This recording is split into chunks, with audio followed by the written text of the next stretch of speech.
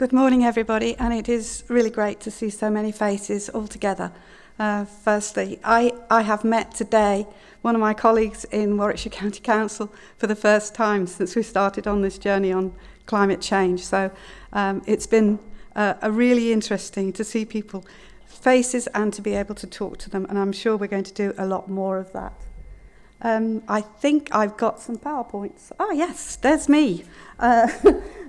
I'm the portfolio holder for Environment, Climate and Culture at Warwickshire County Council. And I'm going to take you a quick trot, I think, through the journey that we've been on. And also, at the end, some of the challenges that we have.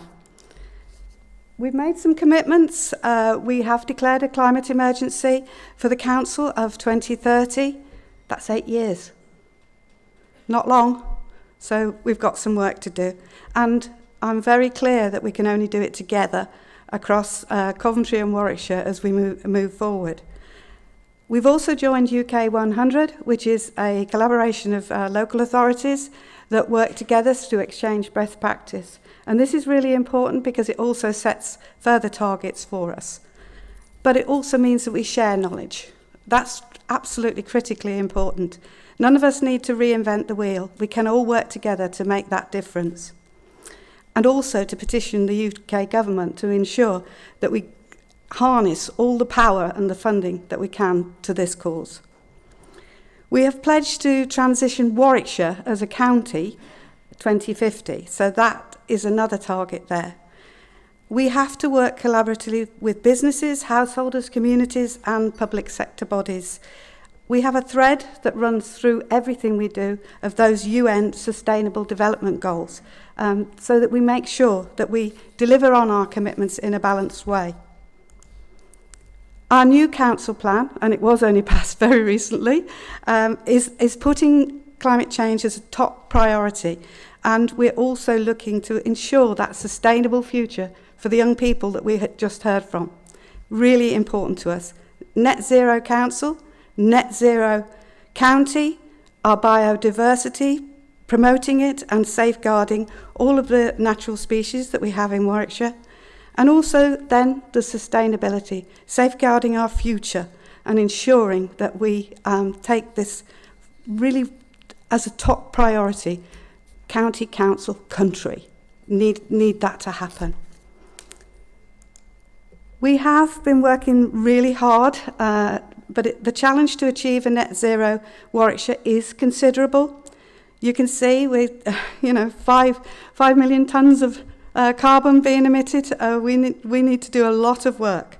And public sector bodies actually only contribute a very small proportion of this, 2%. So very, very small. But we do have an influence on a lot of the emissions that are there. Transport, for example. That's a big, big sector there. Industry total, 31%. Our little bit, 2%. But our influence is much greater than that. And we need to ensure that we work together to use that influence for everybody who works and lives in Warwickshire. We have been highly effective in decarbonising our own estate. We've been looking at this very, very carefully. Some things have actually helped us, but we need to capture those gains as well. We've taken it down to 31%, from something like 11 million tonnes down to 7 million tonnes, 31% down. That's our buildings, our fleet and our staff business travel.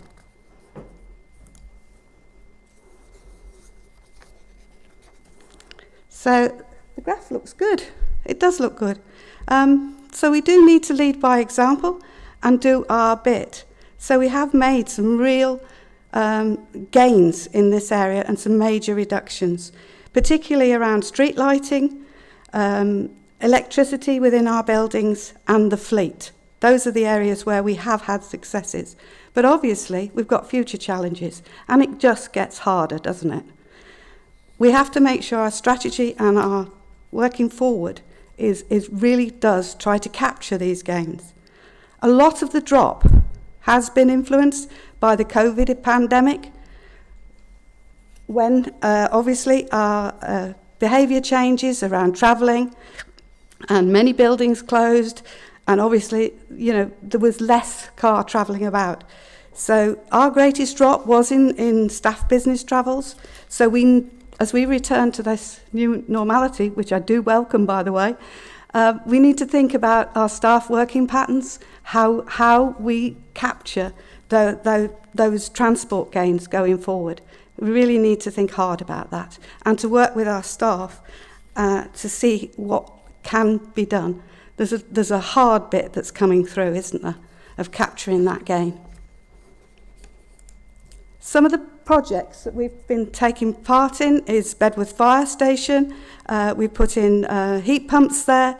We've also put in solar panels in our buildings at the Elliott Park Innovation Centre, and obviously LED street lighting controls right across the piece in Warwickshire have helped us to drive down our carbon footprint. Individually, we can also go in on a thing called the Placebased carbon calculator and look at what your particular part of Warwickshire actually does produce on. You can look at your average footprint in your area. So it'll take you down to about 600-ish households in an area. So if you're interested in seeing just what your part of Warwickshire is producing, this could be a very useful tool to take a look at.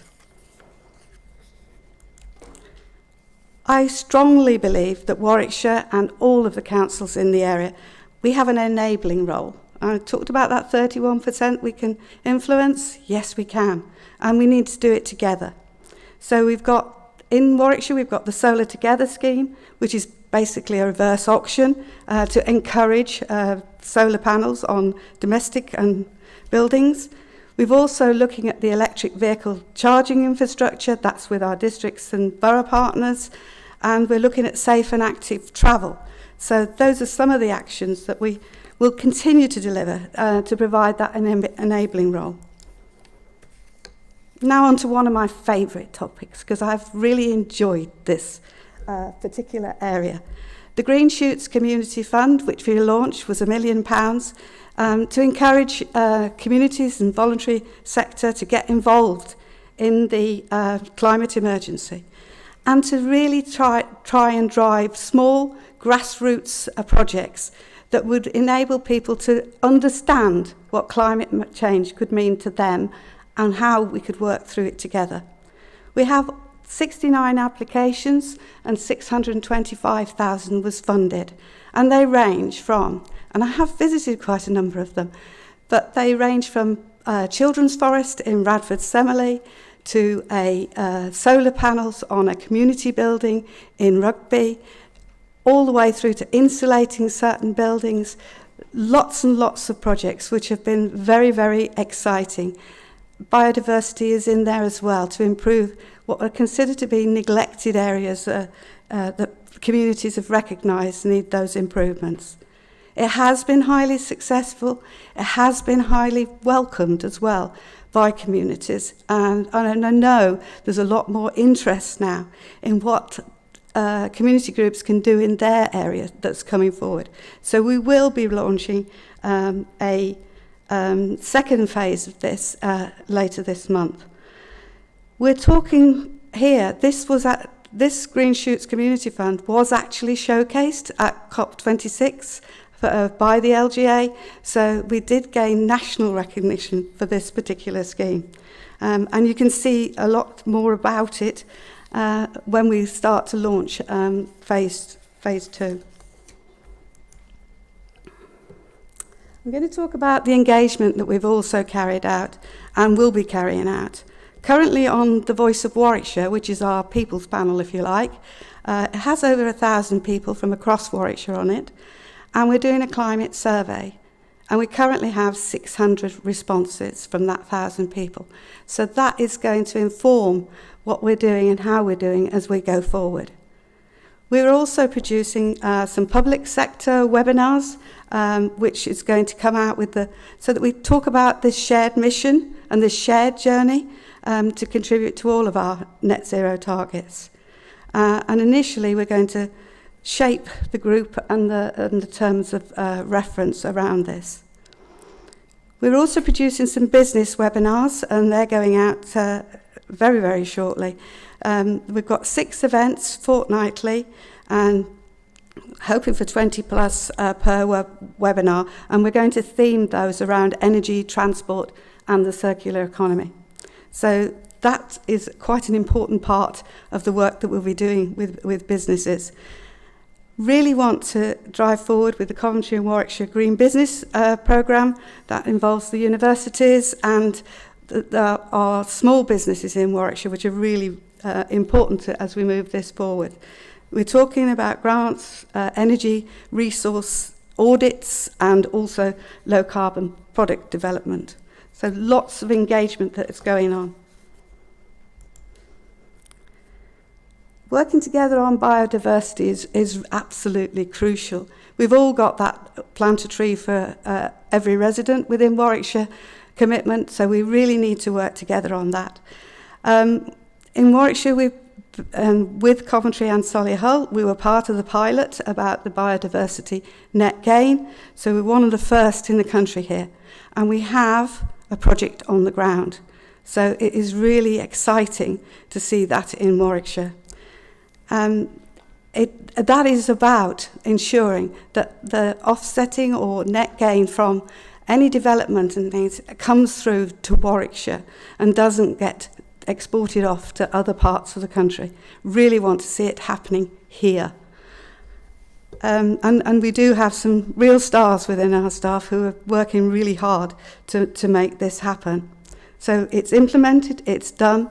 DEFRA have recognised it as best practice, and we have a rural planting scheme that's there, and we want to record that all in the West Midlands virtual forest so that we track everywhere we've planted these trees, and we know where our green corridors are and where we've got what we call white space, which is where the biodiversity is low. So we know where we've got the gaps and where we need to improve. So, and we're also obviously taking part in the Queen's Green Canopy. I know lots of our residents are getting involved in this, lots of our parish councils, boroughs and districts and everything. It's really key. And it's fun, isn't it? It really is fun. And I think during the pandemic, we recognised how much our green spaces and being outdoors meant to all of us. So it's super that this is happening here. One of the last big areas that the County Council really does have an influence on is transport. So we've got our latest Local Transport Plan 4, it's called, which sounds a bit of a mouthful, but it's getting there, and we have an agreed inclusion around environment.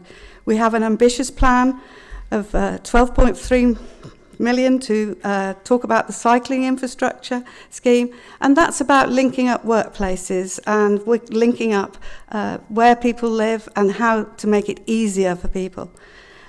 Also, we're talking about new and upgraded cycling infrastructure, and we've got funding from internal and external sources for this. One of the areas we've also looked at is the canals and waterways in our county.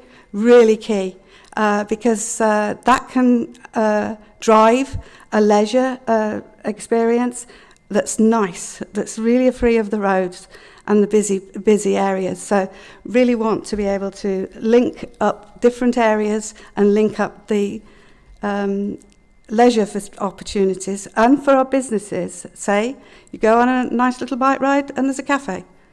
Got to be a good story to tell. So we're really pleased with that.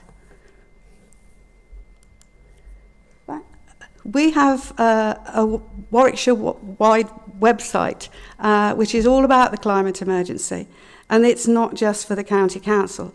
We're keen to take stories and information from right across Warwickshire and to put it all in one place, because it's really quite key for people. If they're looking what we're doing and how we're doing it, it's there, it's in one place, you can access it. So that's our climate emergency website.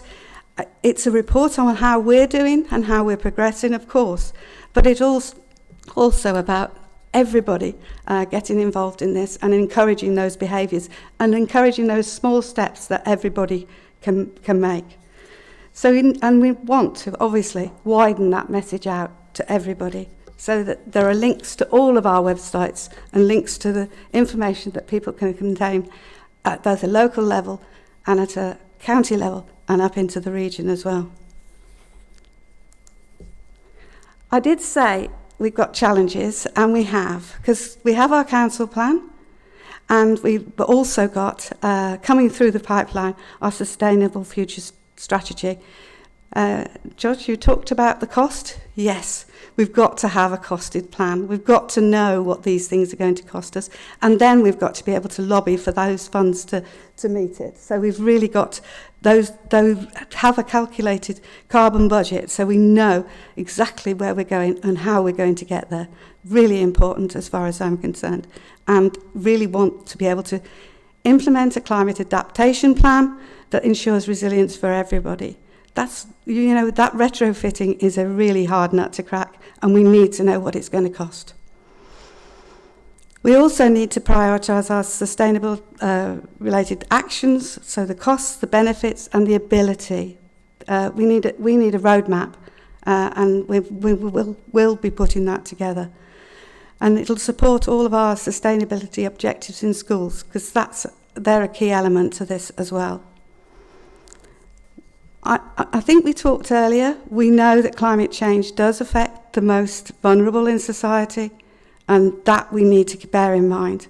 And we also need to work across all the sectors, so we shape and act on climate change policy. And then we go to government with our ask. So it's a challenge, but I think it's a challenge we can all meet if we work together. And that is the real key, I think, to what today is all about. Thank you very much.